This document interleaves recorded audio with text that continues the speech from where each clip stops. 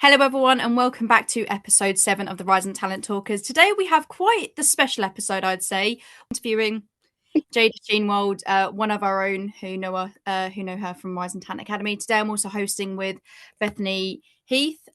So to get started, for anyone who doesn't know you, Jada, how did you get into motorsports? Okay, well, I got into motorsports because of my dad. Super cliche, I know. But it was kind of a longer process. Like I grew up around it, loved, being around my dad watching it, but I didn't actually enjoy watching motorsport itself. And then I had a bit of a rough time with my health. And while I was kind of like sat down, I was like, oh, I'll sit down and watch a race with my dad. You know, it's a Sunday, why not? And it kind of just clicked. I was like, oh wait, this is actually kind of like good. I didn't know that cars going around in circles on a track could be fun. And from then it kind of like prospered. So, what would you say it means to you now after obviously you didn't originally, you didn't have anything to do with it, then you kind of got immersed into it, you watched it with your dad. What does it now mean to you? It's just, I think it's the most special sport ever. Like the community that it brings. Like I would not have any of my friends basically if it wasn't for motorsport. It's such a beautiful community. And there's something I feel like it's so different to other sports because it brings like thrill, another level of passion, and it's like that extra element of danger. That's kind of what makes it. Like if you didn't have that, it wouldn't be as powerful as it is. So you have just been, the news is out, you've just been shortlisted for the F1 Grid Insiders. How do you feel as of right now about it? Oh my gosh, I am over the moon. Like I genuinely, when I got the email, I was sat down on the sofa next to my dad. We were just watching TV, and I was like, "Oh, what's this?" Like it didn't like make it clear at the top, so I was kind of like went into it, and I was like, "Oh shoot, like that's amazing! Like what's going on?" Like I was kind of like, "Is this a prank? Like is that I didn't really I kind of forgot that I entered at one point. Like it was so ethereal. Like and then I went to my dad and I was like, "Dad, look at what it is!" And no joke, he got up off the sofa and started jumping up and down like a child. He was like, "Oh my gosh!" Like I've never seen him that happy in his life. And yeah, it's so amazing. I'm definitely like on this high at the moment. Like it's possibly one of the most nerve wracking things that I've gone through in a really long time. You know, there's some absolutely amazing competition, and some of them I'm already friends with. So like, it's absolutely amazing, but definitely terrifying. Definitely. In regards to those emotions, obviously you're feeling both obviously the excitement and the nerves because obviously for anyone who doesn't know, there is a public voting which opens as of when this podcast has been posted. So how do you feel in regards? I know you just kind of shed light a little bit on how you feel, but in regards to the voting and the public voting for you, have you ever been voted by the public before for something? This must be like a first for you. It is absolutely a first for me. Like, I don't know, I never really thought I'd get to a point in my life where there'll be some sort of public voting where like people would actually have a say in my future. Like, obviously, you know, this whole time, my whole thing, I made my account because I wanted to connect with other people. So it was all about connecting with fans and stuff, which it's so amazing what I've created, like this community. I love it. But like never in my whole life would I've ever thought that it would, you know, come down to them. You know, this is my future. An absolute surreal feeling for you. So, Jada, I don't think anyone in RTA is surprised that you've been shortlisted into the top 10. I know I'm not, and we're all really proud of you for it, but no one is surprised because we all knew you could do it. So, what does it mean for you to be in the top 10? Honestly, I feel like I've constantly been pushing myself, definitely sometimes too much because of my health. But like I've been pushing myself for so long to get to a point like I don't get paid for the work that I do. Like I don't have brand partnerships. I'm not a big account, you know. I'm still a small community. So like to have Sky Sports recognize, you know, I could have all of you guys constantly telling me, and obviously I'd appreciate it. Don't get me wrong, but like having such a big network recognize that I have that talent in me, it's just amazing. Like it's changed my view on how I work. You've spoken to people before and they've told you to get the connections. They've told you this and that, but what would your advice be for other people?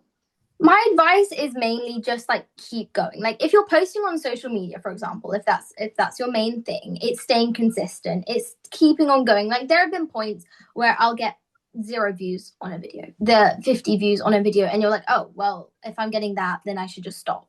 This applies to everything though. Like you get a bad test result or something like that, you feel like you want to stop. And yeah, everyone feels like that, and that's understandable. But you have to keep pushing. You just have to. Like you have to put in the effort. You don't just jump from somewhere. Like if I didn't post every single day, I probably wouldn't be here today, would I? You know, the fact of the matter is you just have to keep pushing yourself even when you're hitting your lowest of lows. I always say, like, you have to hit your lowest of lows to get to your highest of highs. Even when it can be quite demotivating, Exactly. you have to find that motivation somewhere. You have to stick at it. Exactly. I think that's a really good point that you make there with the idea of consistency. We've spoken about it across a few different interviews already, that everyone always says that the main advice is to be consistent, to be very patient with your work, because when the work is good, it will find its audience, whether it's, years on from when you start it, months on from when you start it. We always talk about how the algorithm plays a big part in this as well. But yeah, just being consistent, I think, is even something that I still try and work on. Sometimes I don't feel like I'm consistent enough. And, when I look at people's work like yours, it reminds me this is where consistency gets you. Even if, as you say, it's hard to show up some days when you put a lot of work into something and don't see the outcome that you're looking for. Just showing up every day, regardless of that, not only shows that resilience, but as again, it just shows your character a lot more. And when people see that through your work, they're more likely to feel something and feel that connection from it as well. So I think that's a very valid point to make. I do just want to add in another question for you here. Of course. We talked about how big of an opportunity this could be, regardless of whatever the outcome is from this. What do you think your younger self would say if she saw you were here now? Oh my gosh. Honestly, I don't think she would think it's me. I think she would think like, who is that? Because even from the moment that I started posting content, like that was nothing like me. I was always behind the camera, never actually like thinking that I could be the main attraction, like I could be the center of it. But like the fact that I've been like nominated, I think I would be in awe. I'd be in shock, and I definitely wouldn't believe it's true until someone actually like gave me the proof. It's just, sometimes even when you just look back at something, you imagine, when you were there, how you felt. I remember I've been in places where I was like, I'm never getting out of this. This is never going to become anything. And then I look back at it now, like you scroll through your phone, whenever you see these old photos of you. Like I just found a photo of when I was sat at Snetterton on one of the little grass bankings, and I was watching one of the cars go past. And I just, as much as I was involved with motorsport then, to see what I've done with it now and where I'm heading with it now, it's just, it blows your mind. You're like, how? At what point did I step from there to there? And it's just, surreal feeling, as you say. Mm-hmm. But yeah, I could, I'm just going to let the audience know when Jada was talking about, she told the team that this has happened.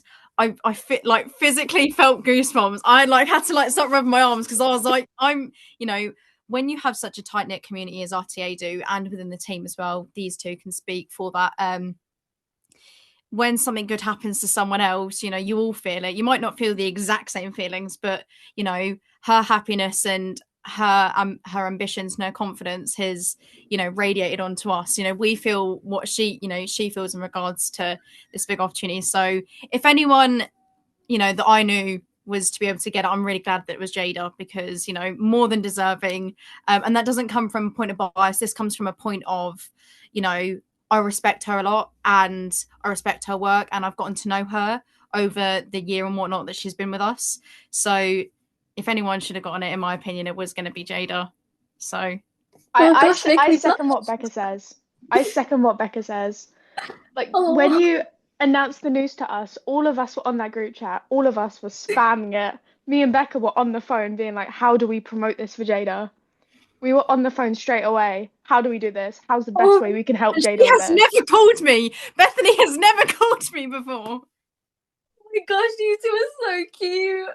Oh no, honestly, I've never felt so like seen in a community like I have over here. All of the written notes that everyone wrote me, like it's what's keeping me going, you know. I think that's one thing that, like, if you don't work for what you do, if you just get given it, like, you don't experience this is the most important part to me, like being able to be part of communities like this. I had never rung Becca up before, but I got like something through and I went straight away, just rang Becca. Like, Becca, we need to talk about this now. She spammed me in capital letters going, can you call? And she was calling me up. She was like, I've messaged this person, who can message here? And it went from, I thought it was just going to be like a 10-minute odd call. And I looked at it and we'd been on call for an hour and we were just like relaying our ideas and what we could do. So that, you know, moments like that, even though I already know how great our community is and how great our team is, even moments like that, you know, seeing the way that the team does show up in maybe little or bigger ways, because I know Bethany likes to go all out with her ideas and what she does. It's just such a, and it sounds, you know, kind of cliche to say this, but it's like a magical feeling, you know, when one person achieves something, the others are just rallying behind them. Even if it's like a small thing like, oh, I won this today, and or I got this today, you know, we're like instantly behind you going, you know, you've done it. You've done it. And, you know, that's something that I really love about RTA. There are tons of things I could talk about RTA all day and how so great community is for me. So such a great feeling. I'm so glad we actually get to experience this knowing Jada. Like, we're not just being like, oh, do we all follow this person? Like, I can't believe she got this. That's great. Like, we know her and we can speak to her. Like, I can, you know, message her. And I think that's how Jada's community feels as well. Like, Jada's not like, oh, you know, I don't answer DMs, I don't do this, I don't do that. Like, she's always engaging with the community and she's so humble about it that, you know, people can message her and just feel like they're her friend. So, you know, another reason to vote for Jada. Just saying. Me and Becca are like the number one people heading the team behind the Vote for Jada movement. Yeah, I've got my little managers over here. I love it. Well, that concludes our special episode today with Jada. Thank you so much, Jada, for coming on and talking with us today. Thank you, Bethany, for also joining me. For more episodes like this in the future, be sure to like, share, follow, subscribe, all the lot, and be on the lookout for all of our future episodes. We talk to so many different amazing people from all different roles all over motorsport. So, yeah, thank you for joining us today, and we will see you in the next one.